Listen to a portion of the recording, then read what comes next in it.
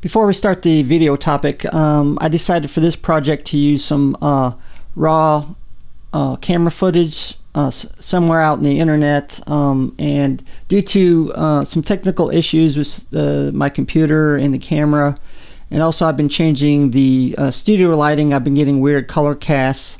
So I want to get the best shot footage as humanly possible for this testing the Filmconvert Nitrate. After looking around the internet for some suitable camera footage to use for the demo, I stumbled on Matt Perwall's site and contacted him. He was gracious enough to let us use his camera footage for our demo video. So thank you, Matt, and I'm also going to put the location of his website down in the comment section if you want to check out some of his work, which is actually very excellent. I finally decided on using this camera shot because it's shot using a Canon C100 Mark II, a camera I'm very familiar with as I have the Canon C100 Mark I, and it's also shot in Canon log, which is a perfect example of using the Filmconvert Nitrate. Now, another nice new change with Filmconvert Nitrate is if you're on a Mac computer, it now utilizes Metal 2 for hardware acceleration. Now, previous versions of Filmconvert Pro 2 actually used OpenCL, and I'm just going to show you that now. Or you can choose between, of course, just the software or the CPU for software acceleration, and then the GPU OpenCL. So good to see they're utilizing more advanced technology. Okay, here we are on my Mac desktop. This is Mac OS Big Sur, of course utilizing Final Cut Pro 10. Now, I did have a previous video using Nitrate on DaVinci Resolve. That version was actually a test beta release to test it and then submit bug fixes to Filmconvert. Now, there are some differences, very minor differences between the DaVinci and then Final Cut Pro 10 version, which we're going to take a look at. So I already added the nitrate to the clip we're going to be using. And by default, the camera settings go to the standard sRGB version. And I just kind of wanted to show you this before we go anymore, but of course here you can select your different film stocks you want to emulate, and then if you just use the standard sRGB mode, you have two choices: Film Chroma and Film Luma. Now, if you want to use their if you shot in log, of course you have to download the camera pack for your supported camera, and then of course select it here in your camera settings. In this case, it's a Canon C100 Mark II shot in log. Okay, right here. Then those go back down here, and then those sliders change. You'll have film color slider up above, and then you have Clingan to PFE. I believe that's film emulation. I can't remember the exact acronym here, but this is what actually kind of changes the film stock shot in 6K Clingan, and if you move it all the way to the left, it kind of converts it to the Clingan log footage. And a lot of people, they like to use a slider. I guess you can slide it all the way to the left and then use your editor to fix that. But a lot of users just use this slider on the bottom to dial in the amount of contrast and saturation right here.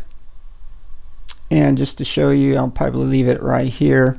I just decided to leave it to the default film stock, which is KD5207. Was that VIS 3? Seems to work the best for me. And then the kind of top I use for the amount of film color, and we'll just leave it right there. Now, using Filmconvert, it's probably best to usually when you apply it, it kind of uses some of the highest settings. So I usually dial it back because less is more in most cases, at least for my use, unless you're going for a particular look. And as far as the grain response, I don't hardly ever leave it to 100, somewhere around 40% more or less. Like I said, I want a subtle change, not something very dramatic. And here you can also change the grain saturation. I'm going to leave that as is. And of course here, just like the previous versions, you can select film size for the amount of grain. Obviously, if you move all the way to 8mm, you're going to get some really wild grain, more into the picture, I guess you could say. But normally I leave that at 35mm or maybe super 35, unless you're going for a particular shot, you're trying to emulate an old style camera, and I might try 16mm. But we're just going to leave that at 35mm full frame. Of course, you can go from using the presets and then just dial in your grain size and of course image softness, but I usually leave that at the default. Also nice, you can adjust, this is called the grain curve. You can adjust the grain using a curve. So if you want more grain or less grain in a particular blacks, shadows, midtones, highlights, and whites, like I said, it allows you to fine-tune that grain in certain parts of your image as well, which is nice. Here in the bottom, they also have built-in tools. I usually prefer when, this is kind of an epiphany, even using prior versions like Filmconvert Pro 2, I would normally leave the camera settings to the default, and I wouldn't use the log footage, and then I prefer to use most color correction schemes within the editor itself, whether it be DaVinci Resolve or Final Cut Pro 10, the built-in tools. In this case, on Final Cut Pro 10, I use Color Finale Pro, but you can actually kind of edit the entire picture within the plugin itself, which is kind of nice. It does give you some color wheels as long as setting exposure, saturation at the bottom, and okay, curves right here, and then like a histogram, I guess, setting your levels as well, which I don't use very often. And that's kind of a run-in of the Filmconvert Nitrate. This is version 3.03, by the way.